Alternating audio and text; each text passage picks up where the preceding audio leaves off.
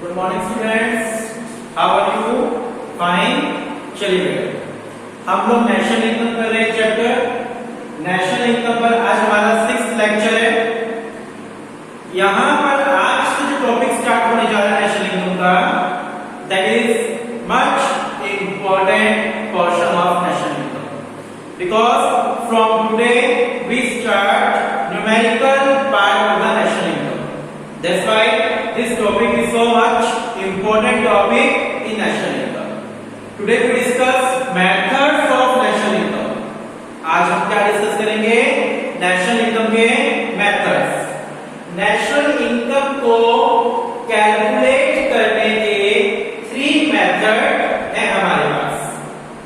First one product method, second one income method, third one expenditure method. हमारे पास 3 method है national income को calculate करने के: product method, income method, expenditure method. मैं board point of view से बोलूं तो इनकम मेथड नंबर 1 इंपॉर्टेंट है, एक्सपेंडिचर मेथड सेकंड नंबर पर इंपॉर्टेंट है, देन प्रोडक्ट। यानी बोर्ड में अगर न्यूमेरिकल क्वेश्चन आता है तो इनकम मेथड के आने के चांस सबसे ज्यादा, देन एक्सपेंडिचर के। इन दोनों में से ही आपको न्यूमेरिकल क्वेश्चन मिल जाएगा। लेकिन आपको समझने तीनों ही मेथड बहुत अच्छे से पढ़ेंगे, बिकॉज दे आर डिपेंड। ठीक है। So first we discuss product method. Which method? Product method. हम लोग प्रोडक्ट मेथड से नेशनल इनकम निकालना आज सीखेंगे। Product method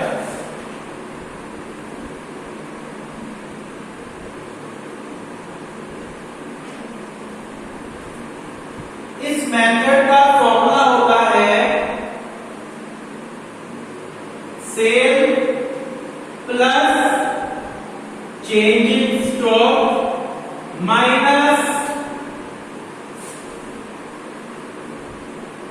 intermediate cost. बहुत ही सिंपल एंड छोटा सा फॉर्मूला है। Sale plus change in stock minus intermediate cost. अभी सभी चीजें आपको समझाई जाएगी धीरे धीरे, जैसे मैं करवा रहा हूं बस आप वैसे करते रहो। प्रोडक्ट मेथड, पहला मेथड कौन सा आपका नेशनल इनकम निकालने का? Product method. प्रोडक्ट मेथड से आप नेशनल इनकम निकालेंगे तो आप ये वाला फॉर्मूला यूज करो। ये फॉर्मूला क्या है? Sale plus change in stock minus intermediate cost.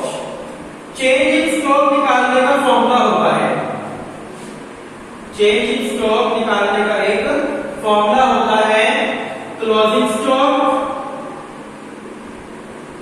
Minus में ओपनिंग स्टॉक। आएगा समझ? चेंज इन स्टॉक निकालने का फॉर्मूला होता है क्लोजिंग स्टॉक माइनस में ओपनिंग स्टॉक। ठीक है। तो हमारा फॉर्मूला क्या है? Sale plus change in stock minus intermediate cost. इस फॉर्मूले को यूज करोगे तो आपके पास क्या निकल के आएगा?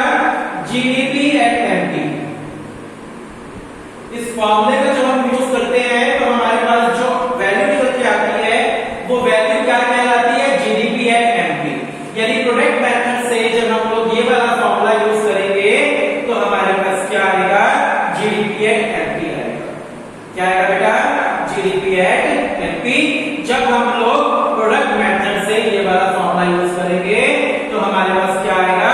जीडीपी एट एमपी निकल कर आएगा। इसको हमें नेशनल इनकम में कन्वर्ट करना है। नेशनल इनकम का मतलब एनएनपी एंड एससी, और वो आपको पता है कैसे करना है, वो बात की बात है। अभी पहले आप इतना समझ लो अच्छे से। प्रोडक्ट मेथड हम पढ़ रहे हैं। प्रोडक्ट मेथड से फॉर्मूला क्या होता है? Sale plus change in stock minus intermediate cost. इसको इंटरमीडिएट कंजम्पशन भी बोल सकते हैं। इंटरमीडिएट कॉस्ट बोल दो या इंटरमीडिएट कंजम्पशन बोल दो, एक ही बात है। देन इस मेथड से जो निकल कर आएगा हमारे पास वो क्या आएगा? जीडीपी एट एमपी निकल कर आएगा। क्या निकल के आएगा? GDP at MP. चले आगे देखिए प्रोडक्ट मेथड। इस मेथड को वैल्यू एडिट मेथड भी बोलते हैं। क्या बोलते हैं? Value added method. Value added method. इस मेथड को वैल्यू एडेड मेथड भी बोला जाता है, which measure national income in terms of value addition by each producing enterprise in the economic during an accounting year. This is also known as industrial origin method या net output method। इसको industrial origin method भी बोलते हैं और net output method भी बोलते हैं। क्या क्या बोलते हैं? industrial origin method and net output method। ये मेथड आपको हो सकता है कि ना भी मिले एग्जाम के अंदर, लेकिन प्रोडक्ट मेथड या वैल्यू एड मेथड नाम से मिल सकता है। ठीक है, चलो सबसे पहले देखिए हम इसमें क्या लेंगे, सेल लेंगे।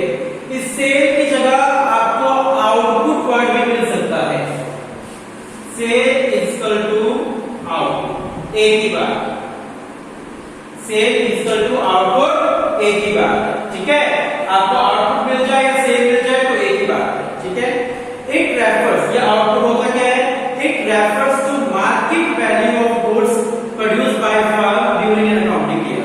If the entire output of the year is sold during the year, value of output is equal to sale. Value of output क्या होती है भाई, ये मार्केट वैल्यू होती है। आउटपुट क्या होता है, market value of goods and services produced in accounting year. तभी हमने यहाँ पर जीडीपी एमपी लिया मार्केट वैल्यू। ठीक है, इस आउटपुट का मतलब क्या होता है, मार्केट वैल्यू गुड्स की। मार्केट में आपका गुड्स जितने रुपए में बिकेगा वो किसके इक्वल हो जाएगा, वो सेल के इक्वल हो जाएगा, सेल अमाउंट के इक्वल हो जाएगा।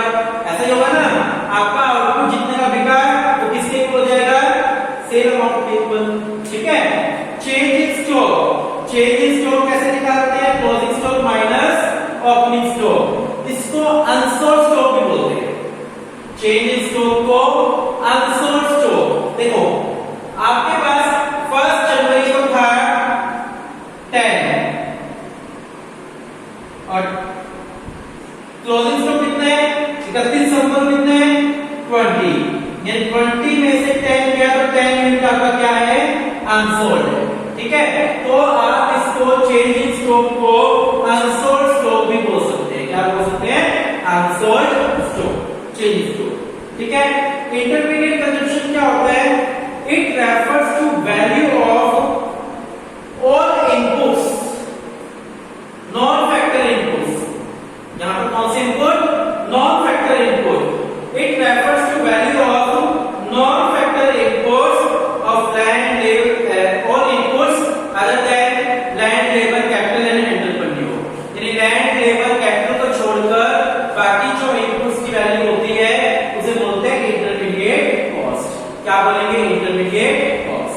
सो आपको बहुत इतना डीप में नहीं जाना, ये समझाने देता। सेल को आउटपुट बोलते हैं, चेंजिंग स्टॉक को हम लोग अनसोल्ड स्टॉक बोलते हैं, और इंटरमीडिएट कॉस्ट को इंटरमीडिएट कंजम्पशन बोलते हैं।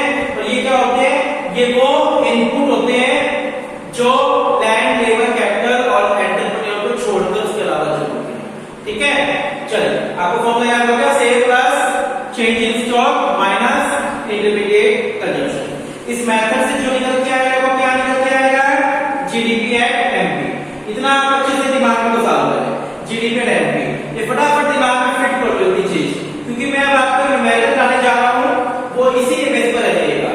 क्योंकि जब तक ये अच्छे समझ नहीं आएगा, माइंड में नहीं डलेगा, तब तक न्यूमेरिकल समझ नहीं आएगा। सो इसको अच्छे से याद करो।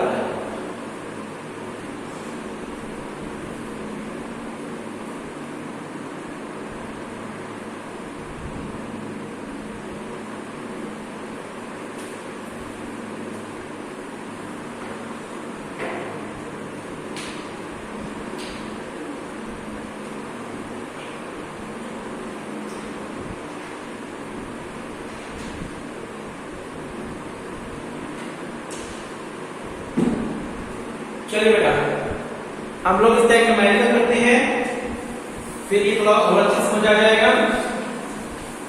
आपको सभी मेथड्स बहुत इजीली समझ आएंगे, लेकिन आपको थोड़ा सा ध्यान देना पड़ेगा और इनको सॉल्व करके देखना पड़ेगा। ठीक है, चलिए यहाँ पर मेरे पास एक क्वेश्चन है।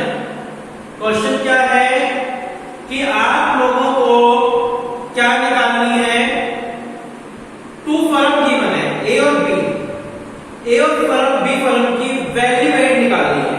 क्या निकालनी है?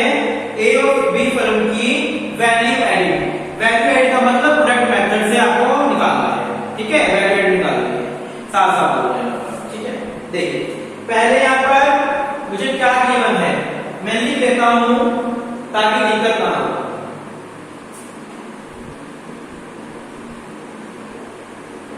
सेल्स बाय ए 100। ए फर्म की सेल मुझे क्या दी है? ए फर्म की सेल दी है। सेकंड क्या दिया है? Purchase from firm B by firm A. Purchase from firm B by firm A. A B से परचेज किया, ठीक है? Purchase from firm A by firm B. कितनी अमाउंट है? लाइक के अंदर है 40 और यहाँ पर 60। फोर्थ मुझे क्या दिया है? Sale by firm A B. Sale by B, ये मुझे बी की सेल दी है बेटा 200। क्या दी है? बी की सेल, ठीक है? एक मुझे दिया है ए का क्लोजिंग स्टॉक, बी का क्लोजिंग स्टॉक। मैं इकट्ठे लिख देता हूं यहां पर। क्लोजिंग स्टॉक ए का कितना दिया है? 20 और बी का कितना दिया है? Closing stock 35। आपके पास बुक तो होगी, बुक के अंदर दिया हुआ है, मैंने फिर भी नाम लिखा हूं एक बारी ताकि किसी बच्चे के पास बाय चांस बुक ना हो तो उसको समझ आ जाए। ओपनिंग स्टॉक ए का दिया है 25, बी का दिया है 45। आईटी के इनडायरेक्ट टैक्स मैं यहां लिख रहा हूं आईटी अलग से। आईटी कितना दिया है? 30। मुझे निकालना क्या है? मुझे दोनों फर्म का वैल्यू एडिड निकालना है। क्या निकालना है? दोनों फर्म का वैल्यू एडिड। बड़े ध्यान समझना, बहुत इजी है। मुझे दोनों फर्म का वैल्यू एडिड निकालना है बेटा, ठीक है? वैल्यू एडिड मैं ऊपर वाला कर रहा हूं, थोड़ा ऊपर सोल्व करेंगे हम लोग इसको, यहां बड़े आराम से आ जाएगा। वैल्यू एडिड, वैल्यू एडिड निकालने का फॉर्मूला क्या होता है? It equal to 30। Value added निकालने का फॉर्मूला क्या होता है? Sale plus change in stock minus intermediate cost, minus intermediate cost, ठीक है? देखिए ध्यान से, पहले मैं ए फर्म की का मुझे क्या चाहिए? ए फर्म की सेल। सेल कितनी है कि 100, ठीक है? ए फर्म की सेल आ गई या फिर हम चाहिए change in stock. Change in stock कैसे निकलता है? Closing minus opening. ए का क्लोजिंग 20, ओपनिंग 25। 20 माइनस 25 कितना आ जाएगा? माइनस का 5। समझे बात को? सबसे पहले मेरे फॉर्मूले को नहीं करना है। मेरा फॉर्मूला क्या है? Sale plus change in stock minus intermediate consumption, ठीक है? मुझे ए फर्म की सेल दी हुई है 100, मैंने 100 ले ली। फिर मेरे को चाहिए change in stock. Change in stock कैसे निकलता है? Closing minus opening. क्लोजिंग ए का 20 था, ओपनिंग 25, 20 माइनस 25 माइनस 5। अब चाहिए इंटरमीडिएट कंजम्पशन। इंटरमीडिएट कंजम्पशन को यहां परचेज भी बोल सकते हैं। ए फर्म की परचेज, देखिए ए फर्म की परचेज कौन सी है? ये वाली, purchase from firm B by firm A. A की परचेज, ठीक है? ए की परचेज कितनी हो गई? 40। माइनस करेंगे 40 क्योंकि इंटरमीडिएट कंजम्पशन क्या होती है? माइनस होती है। देखिए ए फर्म की परचेज, ए ने परचेज करी ना, वो इंटरमीडिएट कंजम्पशन है। अब आप कहोगे सर ये फिर ए की सेल हो गई क्योंकि फर्म बी ने ए से परचेज किया है, फर्म बी ने ए से परचेज किया तो ए फर्म की सेल हो गई। तो आपने इसको क्यों नहीं दिया? आपके माइंड में आएगा क्वेश्चन ये कि आपने सिर्फ ये वाली सेल क्यों ली, आपने ए की ये वाली सेल क्यों नहीं ली? क्योंकि ये भी तो ए की सेल है, इसको इससे नहीं लेते क्योंकि ये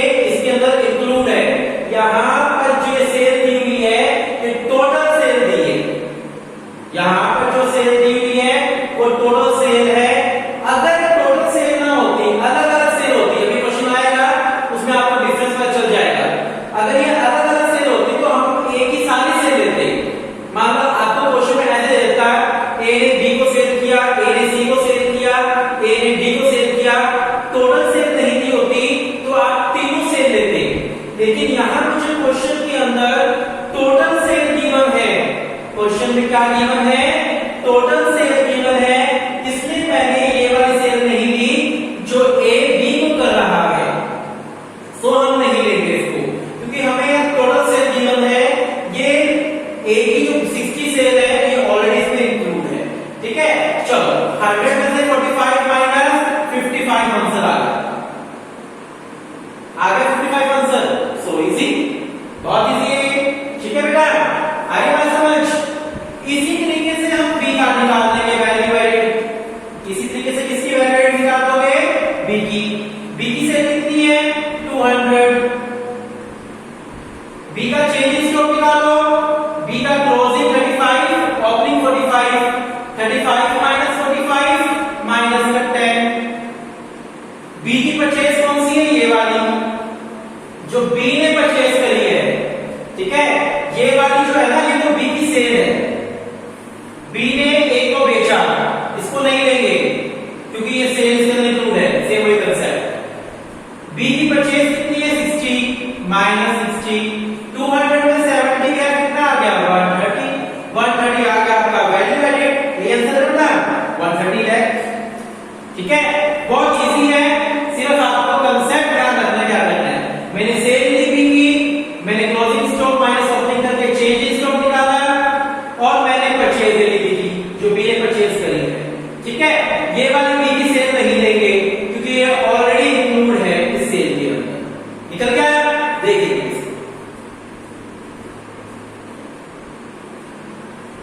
ठीक है, आगे बात समझ अच्छे से, या आपको प्रैक्टिस करनी है बेटा, जब क्लासेस स्टार्ट होगी तो मैं द्वारे ऑफ न्यूमेरिकल्स जितना पॉसिबल हो सके उतने बेटर आप करने की कोशिश कीजिएगा।